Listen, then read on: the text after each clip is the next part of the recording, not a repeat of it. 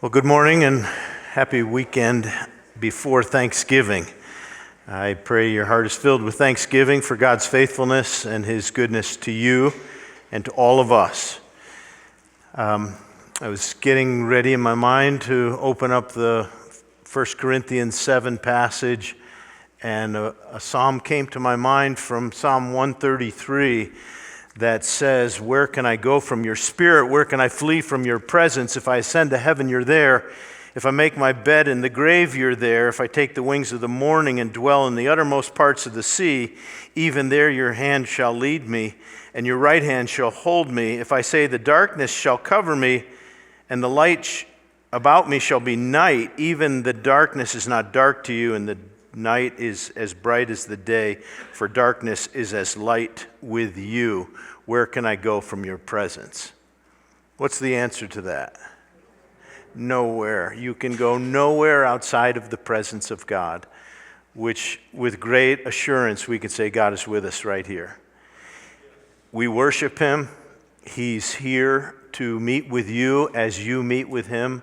In the great measure, your ability to hear from Him today is dependent upon your readiness, your own heart's openness to the Lord. And I pray today you'll hear from the Lord. He'll speak to you right where you are. Where can I go from your presence also means that God knows right where you are, geographically and spiritually, emotionally, mentally. God knows you. He sees you today right where you are. And He has a plan for you right where you are. And it's with that in mind that I want you to open your Bible to 1 Corinthians chapter 7, because I think chapter 7 underscores for us the reality that God knew right where the Corinthians were in their vast array of circumstances. And this is a chapter in which Paul is trying to clarify for the Corinthians the questions that they asked, which we don't have, but you get a sense from Paul's answer now concerning what you wrote, now concerning this. And his answers seem to be in response to some question. And there are more questions today. Today it's probably a question about, I'm single. What should I do? I'm married. How should I live? I'm divorced. I'm a widow.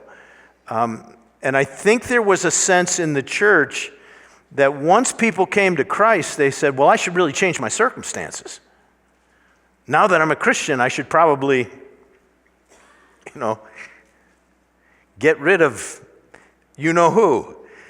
And I should just live for the Lord. Or if they were single, I should really get married. And I think this is the rest of the chapter, which we're going to try to make our way all the way through the rest of 7 today, is sort of an understanding to say, Paul's saying to them, listen, this is what I want you to know. Now that you know Christ, there is a theme that you're going to see throughout this chapter. And I hope for some of you who feel restless or are uncertain about your future, what you hear Paul say to this group of Christians in a pagan world, asking the question, now that I'm a follower of Christ, what should I do about that? You'll just hear God's voice guiding you in how you should live today and tomorrow and for the rest of the way. So let's look together in 1 Corinthians chapter 7 and verse 17, which we looked at last week. But Paul says there, only let each person lead the life that the Lord has assigned to him and to which God has called him. This is my rule in all the churches. Now, you're going to see this statement repeated again and again. Just stay where you are and lead the life, walk in the way that the Lord has assigned to him. Christians understand that God is sovereign over our life. We have a sense of free will. We make choices every day, and that impacts us. But there is also a sense that God is sovereign over our life. When the Apostle Paul preached in the book of Acts in chapter 17, he spoke there that God had made from one man every nation of mankind on the face of the earth and determined the allotted periods and the boundaries of their dwelling. It's an understanding that God understands where all of us are today. And you might come into church and think, I don't even know if God knows where I am. He knows exactly where you are. He knows exactly what's going on in your life. And what Paul opens up this section with, I want each person to lead the life that the Lord has assigned to you, that the Lord has led you to. Where you are right now is where God wants you to be right now. And then he goes on. Was any at the time of his call already circumcised? Let him not seek to remove the marks of circumcision. Was anyone at the time of his call uncircumcised? Let him not seek circumcision. For neither circumcision counts for anything nor uncircumcision, but keeping the commandments of God. This is Paul saying, listen, are you worried about your ethnic status? Are you a Jew or a Gentile? In the context, there were divisions in the church, and probably there were some that says, man, I need to become more Jewish in order to really be a Christian. Or I need to lose my Jewishness in order to be a Christian here in the pagan city of Corinth. Paul just said, no, let everybody stay right where you are. All that matters, you can see, is the keeping of the commandments of God. Verse 19, obedience to Jesus right where you are. Don't try to change your status. And then there's a comment about what you might say is a vocational station in life between a free person and a bondservant. In verse 20, he says again, each one should remain in the condition in which he was called. Were you a bondservant when you were called? Don't be concerned about it. Now, if you can gain your freedom, avail yourself of that opportunity. So there in Corinth, there were those who were bondservants. It was very common in the Roman world. Some were well educated, some were harshly treated, but it was a common status of vocational reality that there were business owners, there were managers, and there were servants. Some were bondservants. And the variety in which they were treated is vast. And it shouldn't come to our mind first the experience of the United States in the slavery that happened here, but an indentured kind of service that happened. And Paul simply says, were you a bondservant when you came to Christ? Don't make it your highest priority to get out of it. If you can, great. Verse 22, he who was called in the Lord as a bondservant is a freedman in the Lord. And he kind of turns it on its head. If you were a bondservant when you came to Jesus, you're actually freed. Freed from your sin. You're freed from eternal condemnation. You're free in the Lord, even though you're still in that vocational setting. Were any of you free when you were called? You should think of yourself as being the servant, the bondservant of Jesus. And in this way, he's talking both to the ethnic Jews and Gentiles and the servants and the masters, if you will, or free men and women, and just says, where are you? Each one should remain in the condition in which he was called.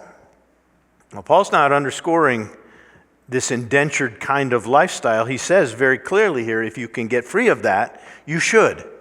So when we talk about you should stay where you are, it doesn't mean that we shouldn't try to improve our circumstances in some way. This is one case that's very clear that you could, should, might.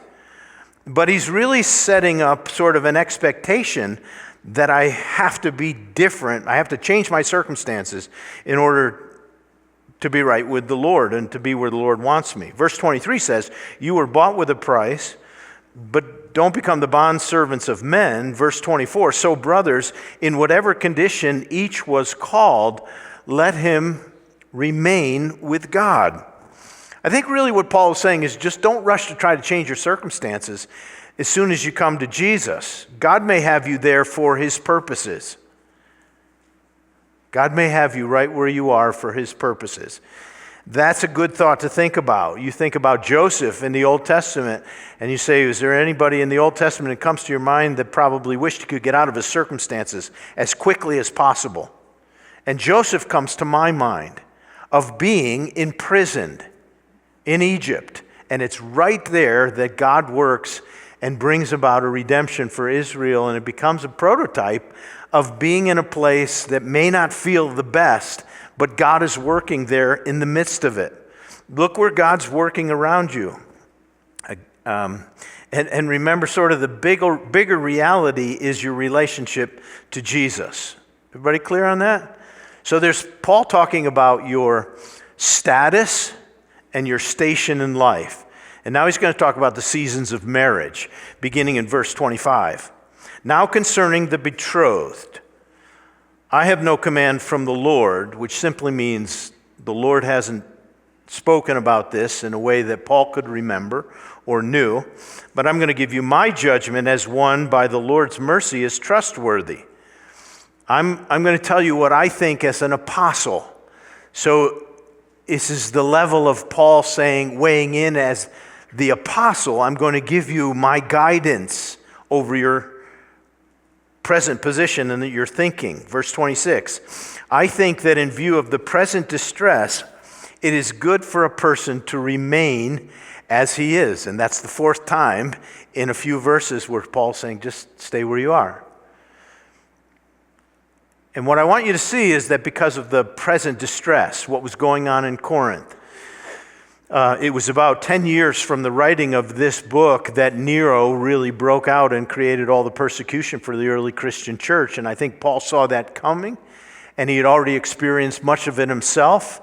And so he's going to begin to talk from here to the rest of the way of the context in the first century of great persecution on the church, which made him say, you should not be in a rush to do anything.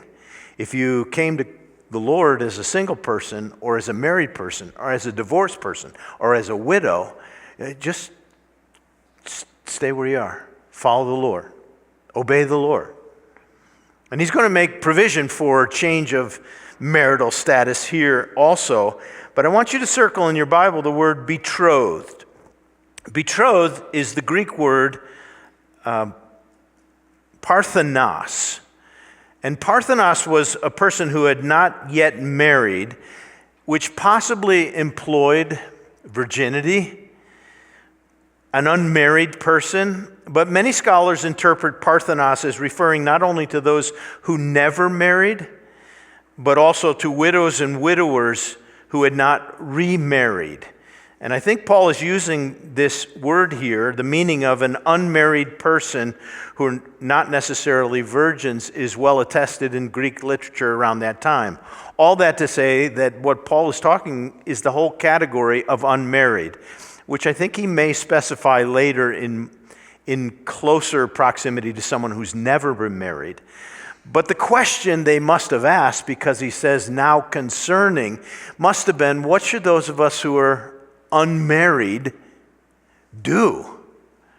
And this is the instruction that Paul begins to give to them. Verse 27, are you bound to a wife?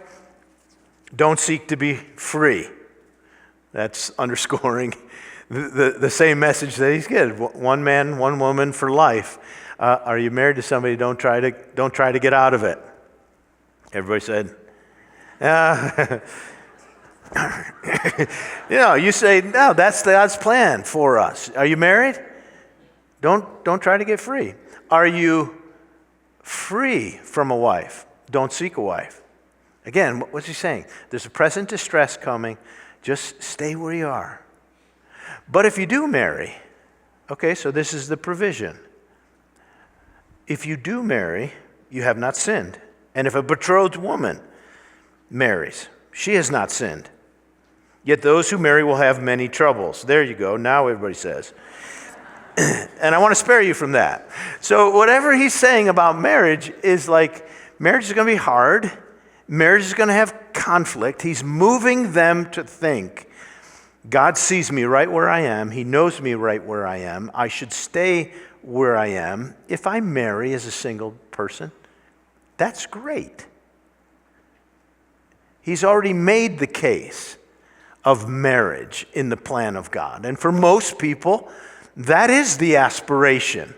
I think what he's saying is you should be very careful not to make an idol of marriage or an idol of singleness if you are married and wish I were that when I'm not here. And remember what Paul's saying, just stay where you are. Be content where you are. Walk the life that you are. And God may lead you to be married. If you marry a woman, that's great. If the betrothed woman marries a man, she has not sinned. That's great. Yet those who marry will have troubles in the world. I want to spare you from that. This is what I mean. Not on the screen, but verse 29, he says, the appointed time has grown very short.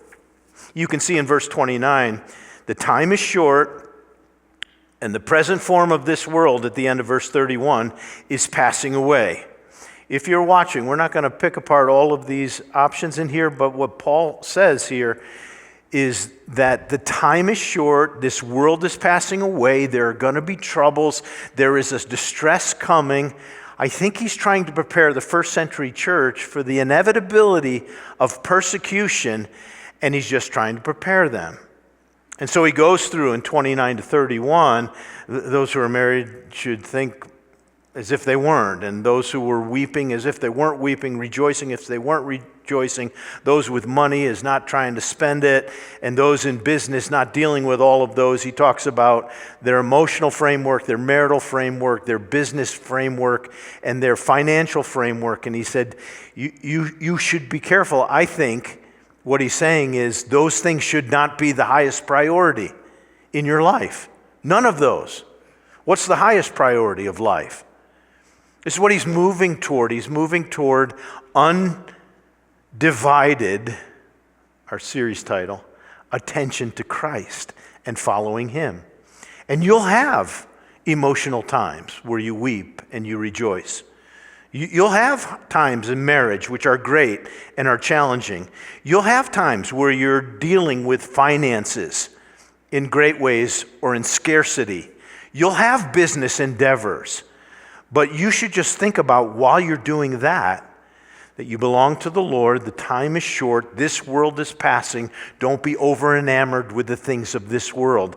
I think that's what Paul is trying to drive them through. So, and then verse 32, he says to them, I want you to be free from anxiety. I want you to be free from anxiety. Well, that's pretty hard to do, isn't it? It's totally hard to be free from anxiety, especially if you're trying to raise a family and you have a marriage and you have a house and you have all of the things that we all have in our world. But he says, I want you to be free from anxiety. And then he begins to explain where he's been going. The unmarried man is anxious about one thing, how the things of the Lord, how to please the Lord. I don't have to worry about a wife. I don't have to worry about a family. My attention is devoted to the Lord. But the married man is anxious about worldly things, how he may please his wife. And his interests are divided. He's just speaking about the reality of the biblical commitment and call on a person's life who's married to love your wife, to raise your children, to take care of your family. And while you're doing that, you cannot be singularly devoted to loving the Lord and serving the Lord with all of your life because you have to serve your family. It's simply saying that there are priorities in life that, we used to try to think we could have, well, it's the Lord first, and then it's my wife, and then it's my children, and then it's my job. But in fact, many times the job has to be done, and my children have to have something first, and it's very hard to balance all of those priorities together. Your interests are divided. I think Paul's just acknowledging the reality of the distress of having a family in the world with many anxieties about raising a family. Can you agree with that? It's hard to keep it all in balance together unless you're single. And Paul's point simply is here, is if you're single, you are undivided and you don't have to have all of that other stuff. You might say, well, I really want all that stuff. And we would say, if you marry, great, you haven't sinned. But remember, their question is, what should I do if I'm single? And I think he's just trying to give them some guidance. Again, verse 34, and the unmarried or betrothed woman is anxious about things of the Lord, how to be holy in body and spirit. If you're single, the one thing you're thinking about is I want to please the Lord in my life.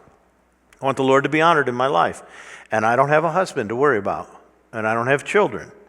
And I don't have all of those other anxieties. And so Paul is saying you're in a great position. But the married woman is anxious about worldly things, how she may please her husband. And I think he's just outlining a biblical priority of how life works around living for the Lord, raising and building a family together in all of its right priority. He is not arguing for the neglect of family. On the contrary, he's saying if you have a family, you need to give them the first attention under the Lord's leading of your life. Here's his summary in verse 36. I want to say this for your benefit, not to lay a restraint on you, but to promote what is good and orderly and secure your undivided devotion to the Lord. So if the question was, should the betrothed, should the unmarried people marry?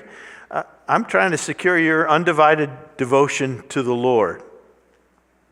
And yet he's making provision that if you marry, great.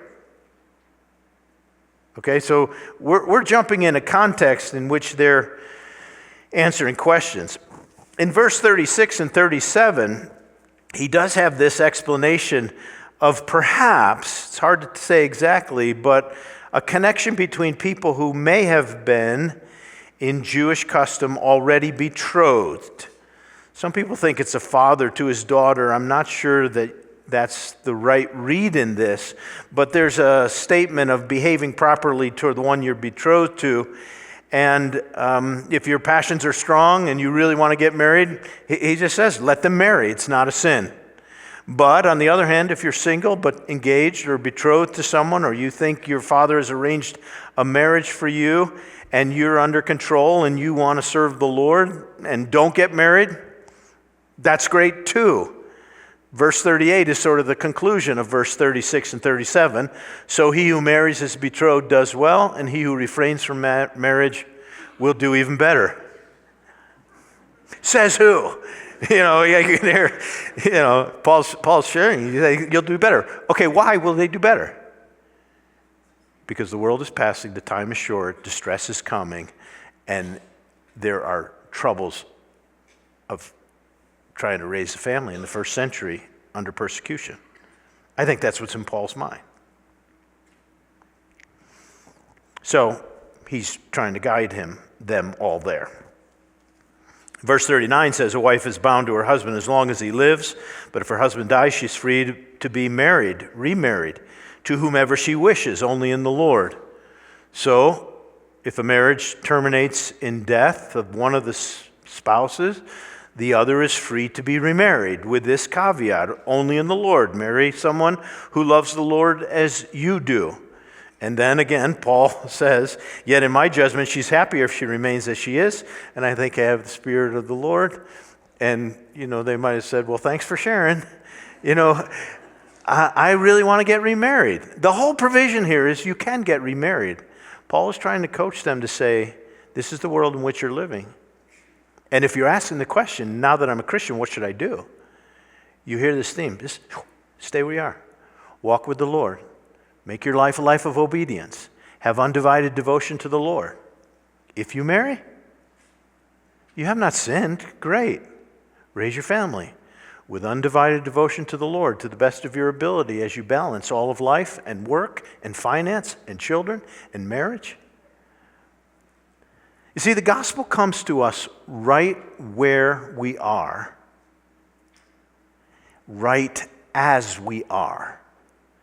We said this a couple weeks ago, but when the gospel came to Corinth, they were all over the map. And you had people of all kinds of sexual history and marital history coming to Jesus and saying, man, my history is a mess. Now I know Jesus. How should I live? I think you look at chapter 7 as Paul trying to guide them. This is how you live. Now you might ask yourself the question and say, well, okay, I'm single. What should I do?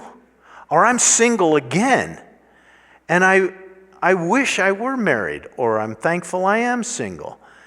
I just want you to think about people in the Bible with me as we kind of draw this down to application for us.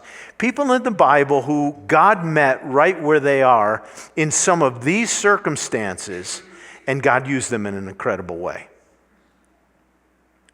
Where can you go from God's presence? Nowhere. He knows right where you are. Do you remember the story of John chapter 4, the woman at the well, where Jesus went out to the well to get a drink of water, and there was a woman there who was getting water out of the well, and Jesus asked her, "Would you give me a drink?" She said, "Why would you ask me to give you a drink? I'm a Samaritan woman, and you're a Jew." And they had this spiritual conversation together, and Jesus interacted with her. We don't have time to look at that, but you can in John chapter 4. But the conversation sort of comes to a point when Jesus says to her, "Why don't you go and get your husband and have him come here?" And the woman answered and said, "I have no husband."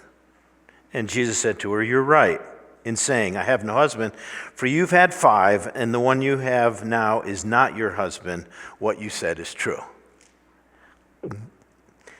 You know, you just get a sense, and she says, actually, "You must be a prophet." So here you have a woman who has a history, 5 husbands, and cohabiting now with another man who's not her husband, and she meets Jesus.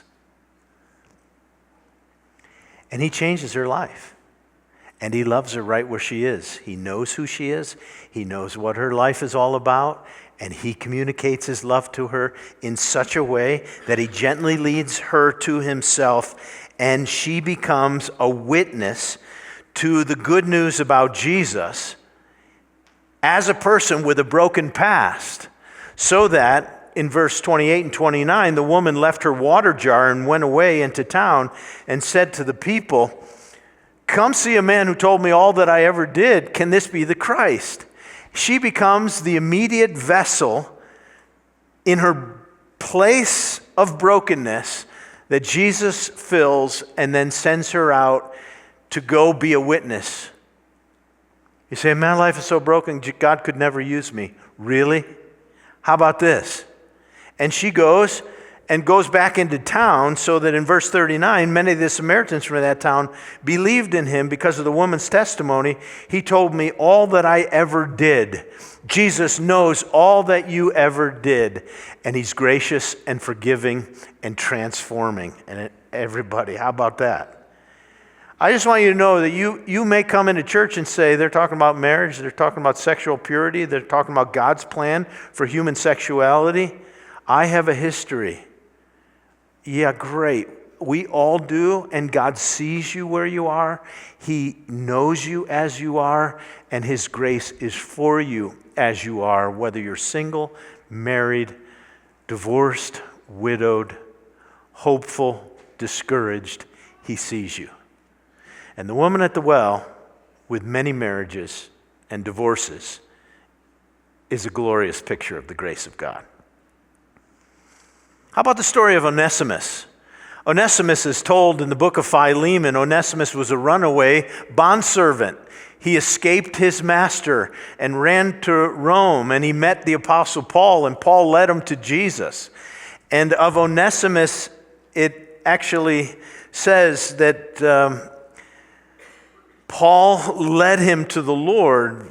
For this perhaps is why he departed from you, Philemon, that you might win him back forever, no longer as a bondservant, but more than a bondservant, as a fellow brother, especially to me, but how much more to you, both in the flesh and the Lord.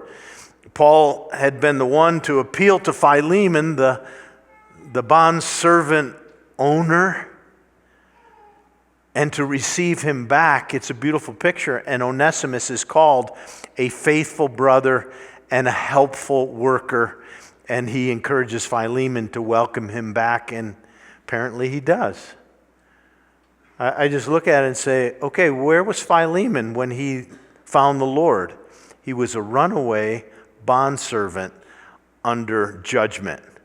He finds the Lord, he returns to Philemon, and he is thought of as a useful person, a helpful brother in Christ. Why?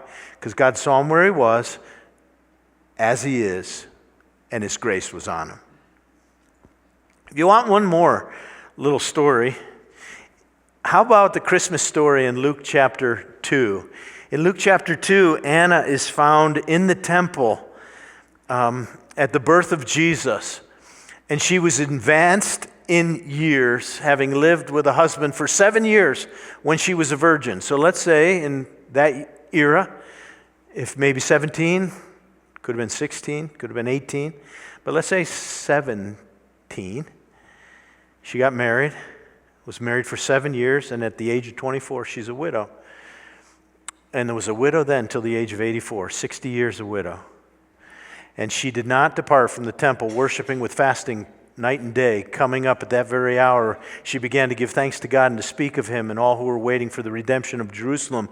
And she finds her way in the Bible story of the narrative of Jesus' birth as the widow who dedicated her life to the service of God.